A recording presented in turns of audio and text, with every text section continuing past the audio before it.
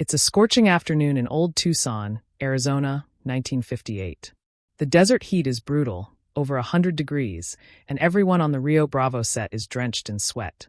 Cameras are rolling, crew members are positioned, and then suddenly, everything stops.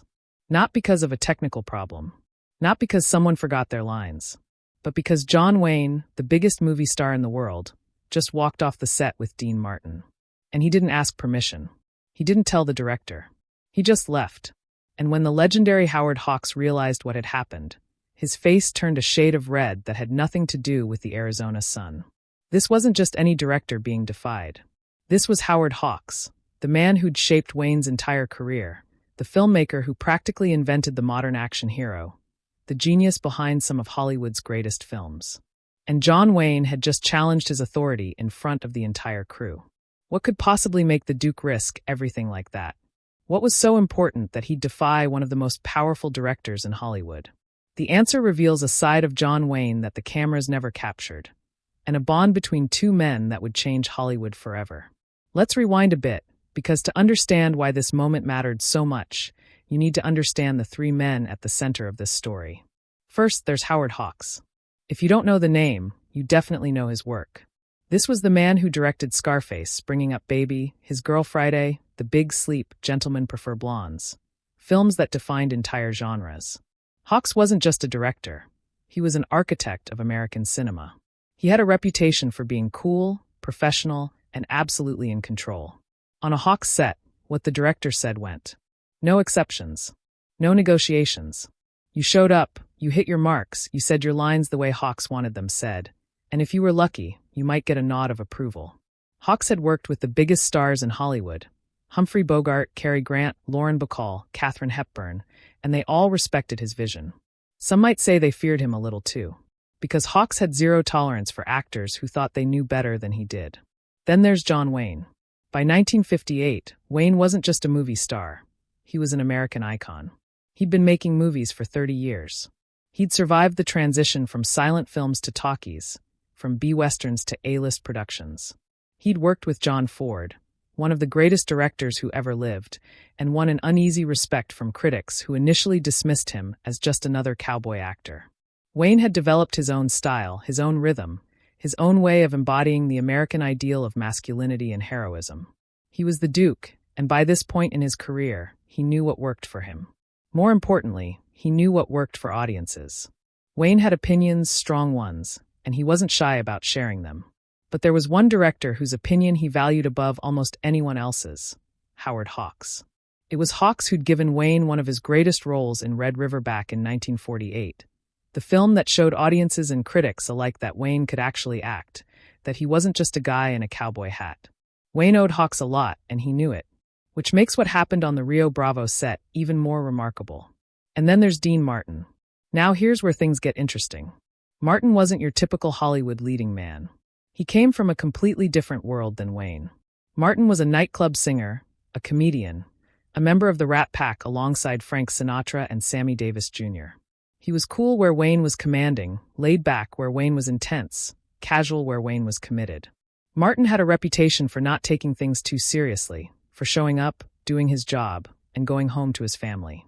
He famously said he'd rather be on the golf course than on a movie set. Some people mistook this for laziness or lack of professionalism. They were wrong. Martin was actually a consummate professional who'd learned his craft in the toughest school imaginable. Live performance in front of audiences who'd boo you off stage if you weren't good enough. He had impeccable timing, natural charisma, and an ability to make even the most difficult scenes look effortless. But he also had boundaries. Martin didn't do endless takes. He didn't indulge directorial perfectionism. He believed in preparation, showing up ready, nailing the scene, and moving on. This philosophy would soon clash with Hawks' meticulous, controlling approach. So here's the situation.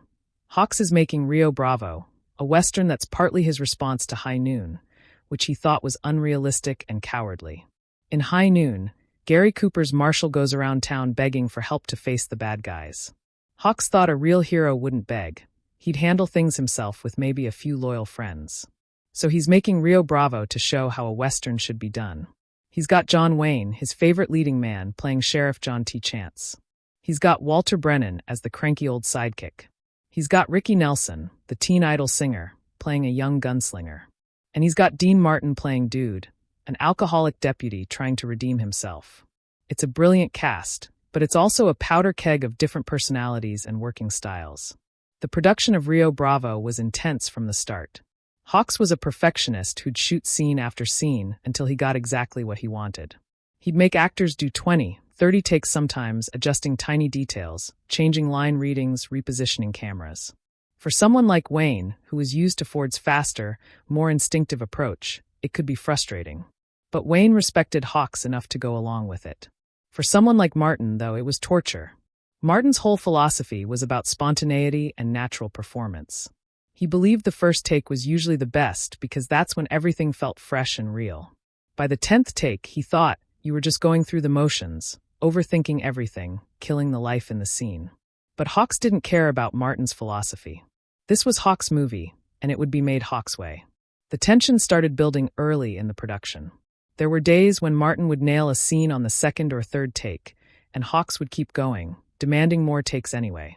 Martin would stand there in the brutal Arizona heat, doing the same scene over and over, his natural ease gradually replaced by visible frustration. Wayne noticed. Wayne always noticed. Despite his tough guy image, Wayne was actually incredibly perceptive about people, especially people he cared about. And he was developing a real affection and respect for Martin. These two men, so different in background and style, were discovering they had something fundamental in common: integrity. They both believed in doing their job well, in being professional, in respecting their craft and their coworkers. They both had no patience for phoniness or pretension. And they were both, in their own ways, standing up to Hollywood's tendency to grind people down in service of some director's or producer's vision. Wayne had seen what Hollywood could do to talented people. He'd seen actors broken by the studio system, singers chewed up and spit out, good people crushed by the industry's relentless demands. He'd survived it himself through a combination of toughness, talent, and luck. But he'd also survived it by knowing when to stand his ground, when to say no, when to protect himself and the people around him. And as he watched Hawks push Martin through endless takes under the merciless sun, he saw someone who needed protecting. Martin wasn't complaining. That wasn't his style.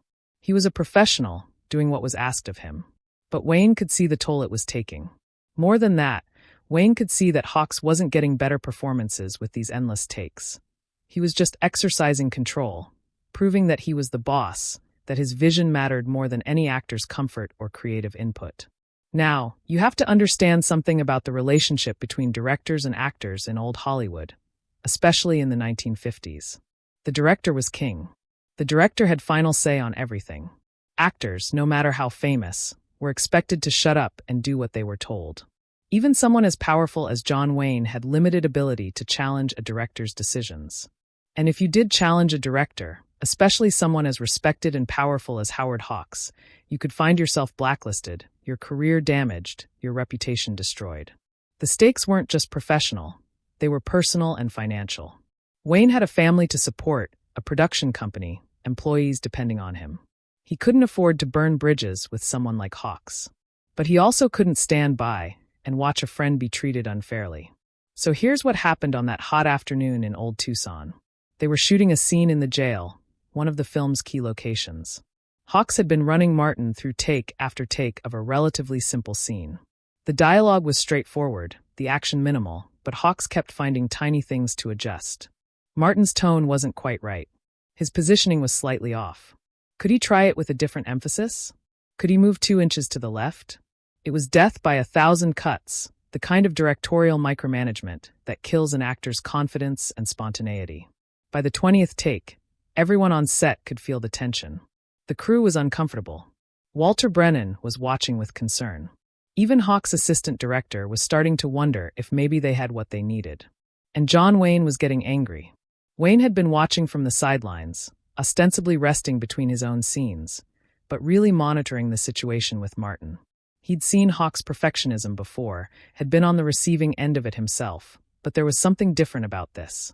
This felt less like a director pursuing excellence, and more like a power play, Hawks asserting dominance, reminding everyone who was in charge. And Wayne had had enough. So he did something that shocked everyone on set. He walked right into the middle of the scene in the middle of a take and said to Martin, Dino, let's take a break. I need to talk to you about something. Just like that. Casual. Friendly. As if interrupting a take on a Howard Hawks film was the most natural thing in the world. The set went silent. Hawks yelled cut, with barely controlled fury. Everyone froze, waiting to see what would happen next. This wasn't just unusual, it was unprecedented. You didn't interrupt Howard Hawks in the middle of a shot. You didn't walk into his frame without permission. You didn't undermine his authority in front of the entire crew. And you definitely didn't do it if you were an actor, even if you were John Wayne. But Wayne didn't seem concerned. He put his hand on Martin's shoulder and started walking him toward the edge of the set, talking quietly, acting like nothing unusual had just happened. Martin, surprised but relieved to escape the endless takes, went along with it. And Hawks, standing behind his camera, realized that his biggest star had just openly defied him, and there was absolutely nothing he could do about it without creating an even bigger scene. What happened next would become Hollywood legend, though the details varied depending on who told the story. Some say Wayne took Martin to his trailer, and they had a drink and a laugh, deliberately staying away just long enough to make their point. Others say they sat in the shade talking about the scene, with Wayne coaching Martin on how to handle Hawks' demands. Still others claim they didn't talk about the movie at all, that Wayne just wanted to give his friend a break from the pressure cooker of Hawks' set. The truth probably involves elements of all these versions. What's certain is that they were gone for at least 30 minutes, leaving Hawks fuming on set, the crew standing around awkwardly, and the entire production shut down because John Wayne had decided his co-star needed a break. When they finally returned, the dynamic on set had shifted fundamentally. Hawks knew he'd been challenged. Wayne knew he'd crossed a line. Martin knew someone had stood up for him in a way few people in Hollywood ever did. And everyone else on the crew had just witnessed something rare and remarkable. An actor putting friendship and principle above career and ego. The scene resumed, but Hawks, whether out of wisdom or resignation, got what he needed in just a few more takes and moved on. The incident was never discussed openly, never addressed directly, but everyone felt it. The balance of power on the Rio Bravo set had changed. Now, some people hearing this story might think Wayne was being unprofessional, that he was undermining Hawks' authority, making the production more difficult. But here's what they'd be missing. Wayne's action actually saved the production. Hawks, brilliant as he was, had gotten into a destructive pattern with Martin, pushing too hard, demanding too much, turning what should have been a collaborative creative process into a battle of wills. It was making Martin's performance tighter and less natural, exactly the opposite of what the character of Dude required. Dude was supposed to be vulnerable, raw, struggling with addiction and self-doubt. He needed looseness, spontaneity, the sense of a man barely holding it together. Martin could deliver that naturally, but not when he was wound tight from hours of repetitive takes. By forcing the issue, by giving Martin physical and emotional space to reset, Wayne actually helped Hawks get the performance he needed, even if Hawks didn't realize it at the time. Moreover, Wayne's action sent a message that rippled through Hollywood. It said that there were limits to what a director could demand, that actors weren't just props to be positioned and repositioned endlessly, that human dignity and respect mattered even in service of artistic vision. This might not sound revolutionary today, but in 1958, in an industry where directors held almost absolute power, it was radical. Wayne was using his immense star power not to increase his own authority, but to protect someone else. He was setting a precedent that would influence how stars and directors interacted for decades to come. And here's the really interesting part. Hawks never forgot what Wayne did that day, but not in the way you might think. Years later, when asked about working with Wayne, Hawks would praise his professionalism, his instincts, his understanding of character and story. He never publicly discussed the incident on the Rio Bravo set, never complained about Wayne's defiance. Because Hawks, for all his controlling tendencies, was smart enough to understand what had really happened. Wayne hadn't undermined him. Wayne had saved him from his own worst impulses. Hawks had been so caught up in asserting control, in proving he was the master filmmaker, that he'd lost sight of what actually mattered, getting great performances on screen. Wayne had reminded him, in the only way Hawks would accept, that filmmaking at its best is collaborative, that directors need to trust their actors, that power used poorly destroys the very thing you're trying to create. The rest of the Rio Bravo shoot proceeded more smoothly. Hawks, conscious now of the line between perfectionism and abuse, eased up slightly on his demands. Martin, feeling supported and respected, delivered one of the best performances of his career. Vulnerable, authentic, heartbreaking in his portrayal of a man fighting his demons. Wayne gave his usual commanding presence, but with an added layer of warmth and protectiveness toward Martin's character that came directly from their off-screen relationship. The chemistry between them was electric, the friendship palpable, and it elevated the entire film. When Rio Bravo was released in 1959, it was a massive hit, both critically and commercially. It became one of the most influential westerns ever made, inspiring countless imitations and homages. And a huge part of its success came from the authenticity of the relationships on screen. Relationships forged through the kind of mutual respect and support that Wayne demonstrated that hot afternoon in Arizona. The friendship between Wayne and Martin deepened after Rio Bravo. They made another film together, The Sons of Katie Elder, in 1965, and it was an even more relaxed and enjoyable experience for both of them. By then, directors had learned that these two came as a package deal, that you didn't push Martin too hard if Wayne was around, that the Duke had his friends back. They'd hang out between takes, trading jokes and stories. Martin would do his Dean Martin thing, casual, cool, making everything look easy. Wayne would do his John Wayne thing, serious, focused, but with a twinkle in his eye when he looked at his friend. They'd developed a shorthand, an understanding that transcended words. When Martin was struggling with a scene, Wayne would somehow know exactly what to say or do to help him through it. When Wayne was tired or frustrated, Martin would crack a joke that would break the tension and get everyone laughing. They balanced each other, complemented each other, made each other better. And it all went back to that moment on the Rio Bravo set, when Wayne chose friendship over diplomacy, principle over politics, humanity over hierarchy. In doing so, he embodied the very qualities that made his screen persona so compelling. Courage, loyalty, integrity, the willingness to stand up for what's right even when it's difficult or dangerous. The difference was that this wasn't a scripted scene. This was real life, with real consequences and real bravery required. There's a broader lesson here about Hollywood, about creativity, about human relationships. The film industry has always had a tension between artistic vision and human need, between the demands of the project and the dignity of the people working on it. Great directors need to push their actors to demand excellence, to refuse to settle for good enough. But there's a line between challenging people to be their best and simply grinding them down, between pursuing perfection and indulging ego. The best directors, and Hawks, whatever his flaws, was undeniably one of the best. Learn where that line is. And sometimes they need someone like Wayne to remind them.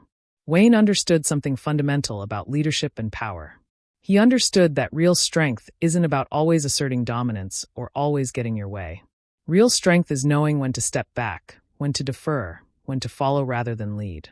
But it's also knowing when to step up, when to use your power and influence to protect others, when to say enough, even when it costs you something.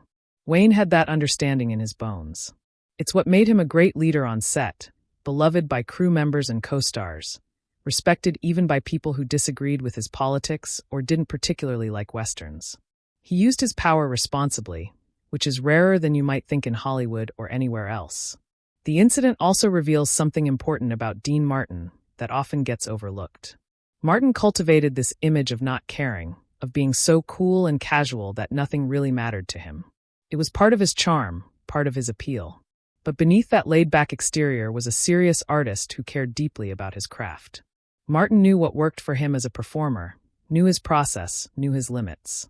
He wasn't being difficult when he resisted Hawk's endless takes. He was protecting his instrument, his ability to deliver authentic, spontaneous performances. And when Wayne stood up for him, Martin didn't just feel gratitude, he felt validated. Someone had recognized that his approach wasn't laziness but discipline, wasn't carelessness but care. That validation mattered to Martin more than people realized. It strengthened his confidence, reinforced his belief in his own process, and ultimately made him a better performer. Think about the courage it took for Wayne to do what he did. He wasn't just risking his relationship with Hawks, though that would have been bad enough. He was risking his reputation in an industry where reputation was everything. What if other directors heard about this and decided Wayne was too difficult to work with? What if producers started viewing him as a troublemaker who undermined authority? What if Hawks had been vindictive enough to spread word that Wayne was unprofessional? In 1958, Even someone as successful as John Wayne could see his career damaged by that kind of gossip. The studio system was still powerful, and stars who got reputations as difficult could find themselves frozen out of the best projects. Wayne knew all this, and he did it anyway, because it was the right thing to do, because his friend needed him, because some things matter more than career calculations and political maneuvering. And you know what's beautiful? It worked out, not just for that one film, but for everyone involved. Rio Bravo is now considered one of the greatest westerns ever made, regularly appearing on best-of lists and inspiring filmmakers decades later. Hawke's reputation wasn't damaged. If anything, the film enhanced his legend as a master director. Wayne's career continued to soar, with Rio Bravo becoming one of his most beloved films. And Martin got recognition as a serious actor, not just a singer and comedian, opening doors to more dramatic roles. Everyone won because one person had the courage to do the right thing at the right moment. There's something else worth considering too: the role of masculinity in all this. Wayne was the ultimate symbol of traditional American masculinity: tough, stoic, self-reliant. But what he demonstrated on the Rio Bravo set was a different kind of masculinity, one often overlooked in discussions of his legacy. He showed that real strength includes protecting others, that toughness includes tenderness toward friends, that independence includes knowing when to stand with someone else. This wasn't the toxic, domineering masculinity that insists on always being right and always being in charge. This was mature masculinity that recognizes relationship and responsibility, that values loyalty and fairness, that isn't threatened by vulnerability in others or in oneself. Wayne, often criticized for embodying outdated masculine ideals, actually demonstrated something quite progressive in that moment. The idea that powerful men should use their power to help others, not just advance themselves. It's also worth noting how this incident reflects the changing nature of Hollywood in the late 1950s. The old studio system was beginning to crack. Stars were gaining more independence, forming their own production companies, negotiating better deals. The absolute power of directors and studio heads was starting to erode.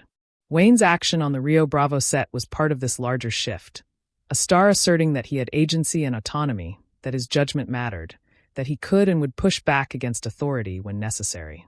This wasn't rebellion for rebellion's sake. It was the establishment of a new, more balanced dynamic between creative collaborators. Let's also talk about the specific brilliance of how Wayne handled the situation. He didn't make a big dramatic confrontation out of it. He didn't pull Hawks aside and argue with him. He didn't make speeches about directors' responsibilities or actors' rights. He simply acted, walked onto the set, took his friend away, gave him the break he needed. It was direct, effective, and left Hawks with no good way to escalate.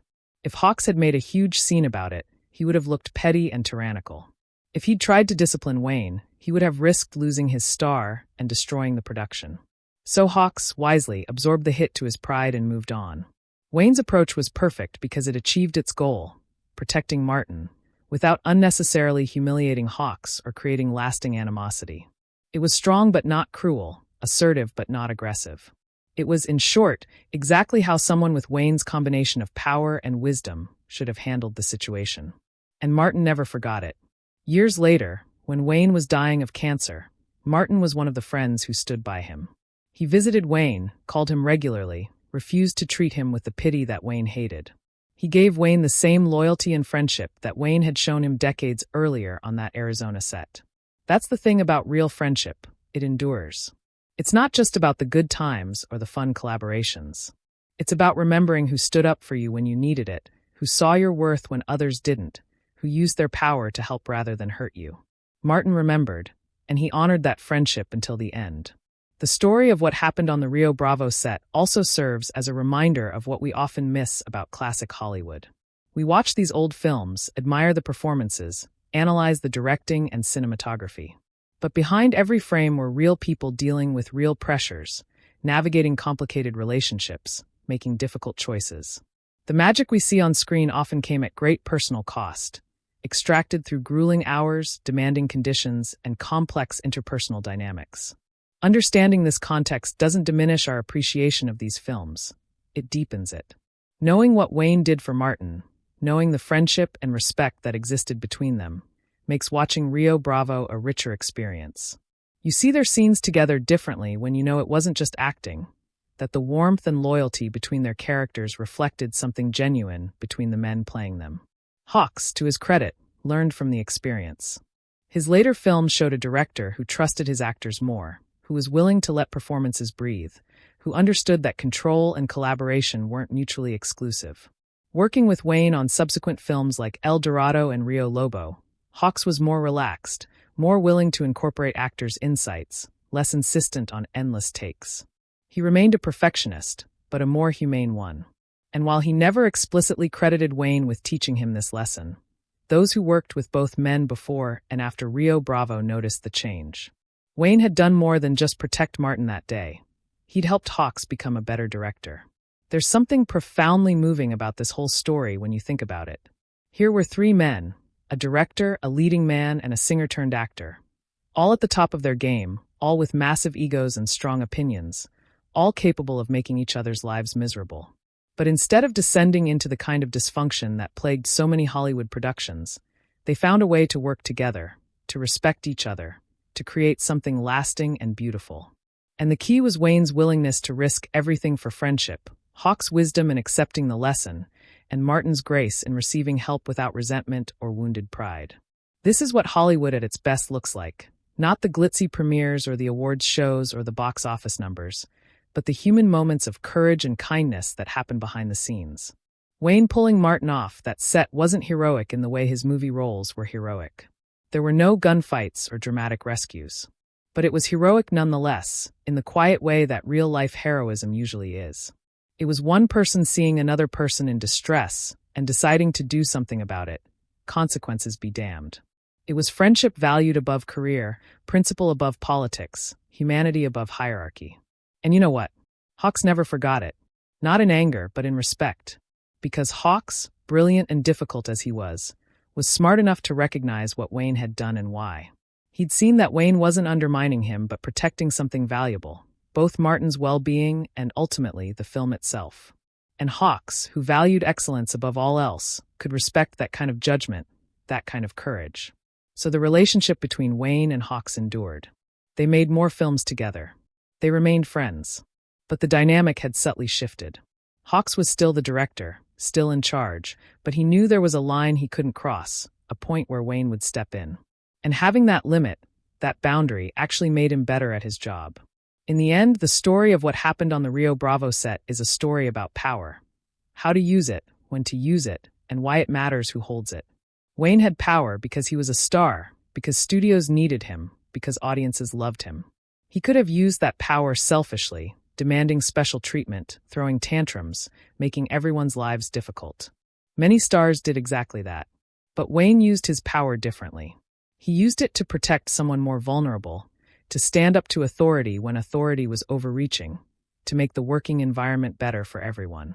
That's the kind of power that deserves respect, the kind of leadership that deserves admiration. Not the loud, domineering kind, but the quiet, principled kind. The kind that steps in when needed and steps back when not.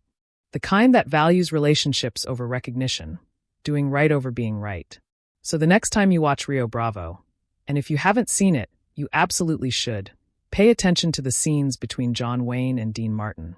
Watch the easy camaraderie between them, the genuine affection, the way they play off each other with perfect timing and natural warmth. And remember that this wasn't just good acting. This was real friendship, forged in the heat of the Arizona desert, strengthened by a moment of courage when one friend stood up for another. That's what you're seeing on screen, not just two actors playing roles, but two men who'd been through something together, who'd earned each other's loyalty and respect. And that, more than all of Hawks' brilliant directing or the clever script or the stunning cinematography, is what makes Rio Bravo a masterpiece. It's authentic. It's real. It's what happens when talented people treat each other with dignity and respect, when power is used responsibly, when friendship matters more than hierarchy. Hawks never forgot when John Wayne pulled Dean Martin off set without permission. But what he remembered wasn't the defiance, it was the lesson. And that lesson made him, and the films he made afterward, better. That's the real Hollywood ending, not the scripted kind, but the earned kind. The kind where everyone grows, everyone benefits, and something beautiful gets created in the process. The kind where a moment of courage ripples outward, changing relationships, improving work, leaving a legacy. That's the story behind Rio Bravo. That's the story of three men who could have destroyed each other, but instead found a way to create something timeless. And it all started with John Wayne walking onto that set, putting his hand on his friend's shoulder, and walking away from one of the most powerful directors in Hollywood. Because sometimes, doing the right thing is more important than doing the convenient thing. That's not just a good story.